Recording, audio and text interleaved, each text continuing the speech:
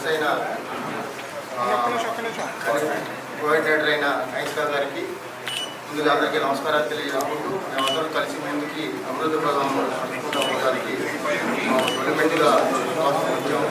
అందరం కలిసి కలుపుకొని ఆ సహకారం ఈ సహకారంతో ప్రజలకు అందుబాటులో ఉందామని చెప్పి చూస్తూ చదువుతాం.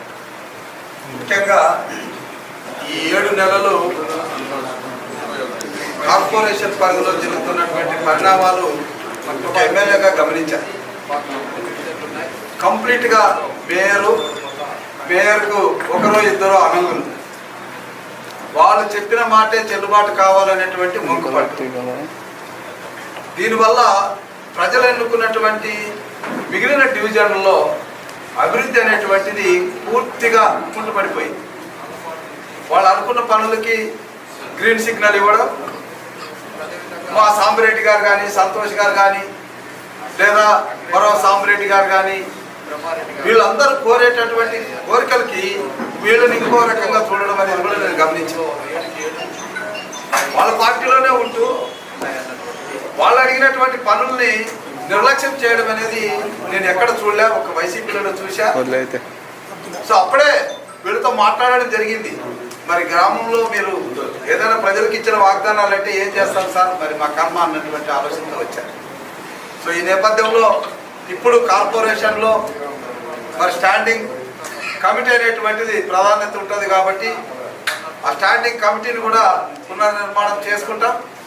మా అందరి సమక్షంలో దాన్ని పునర్నిర్మాణం చేసుకొని అన్ని వర్గాల వారికి, అన్ని ప్రాంతాల వారికి సమానంగా న్యాయబద్ధంగా అర్హత మేరకు అవసరం మేరకు నిధులు ఇచ్చి పనులు చేసేటటువంటి 4 సంవత్సరాల్లో ఎంత నిర్లక్ష్యానికి గురైందో ఈ ఒక్క సంవత్సరంలో కార్పొరేషన్ పరిధిలో పనులు జరగడం అనేటువంటిది జరుగుతుంది. ఎందుకంటే మీరే గమనించారు, ఈ 7 నెలల్లోనే దాదాపు 135 కోట్ల రూపాయలకి పనులు మంజూరు చేసి ఇప్పటికి 40% పనులు జరుగుతున్నాయి.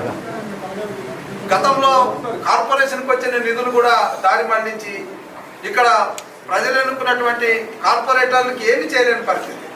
ఎక్కడో ఒక చోట ఒక ట్యాంక్ కట్టేసి ఒక విగ్రహం పెట్టేసేస్తే కార్పొరేషన్లో అభివృద్ధి జరిగిందని ఒక భ్రమలోకి వెళ్ళిపోయారు. అది చాలా తప్పు.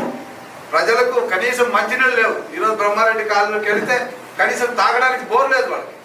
అలాంటి పరిస్థితులు ఉన్నాయి. కాబట్టి ఈ కార్పొరేషన్ అభివృద్ధి జరగాలి. ఏ ఆశయాలతో అయితే కార్పొరేటర్లను గెలిపించుకున్నారో వాళ్ళ యొక్క అభిప్రాయాలు నెరవేరాలన్నటువంటి ఉద్దేశంతోనే ఈరోజు మా మిత్రులతో మాట్లాడితే వాళ్ళు కూడా హ్యాపీగా అందరూ కలిసి వాళ్ళు చేద్దామన్నారు. సో ఇక్కడ నుంచి కార్పొరేషన్లో పనులు శరవేగంగా జరుగుతాయి. నిధులు మంజూరు చేయడానికి ముఖ్యమంత్రి గారు సహకరిస్తున్నారు. కాబట్టి ఏ పరిస్థితుల్లో కూడా కార్పొరేషన్లో ఏవైతే బ్యాలెన్స్ వర్కులు ఉన్నాయో అవన్నీ కూడా జరుగుతాయని మీ అందరికీ మనం చేస్తున్నాం.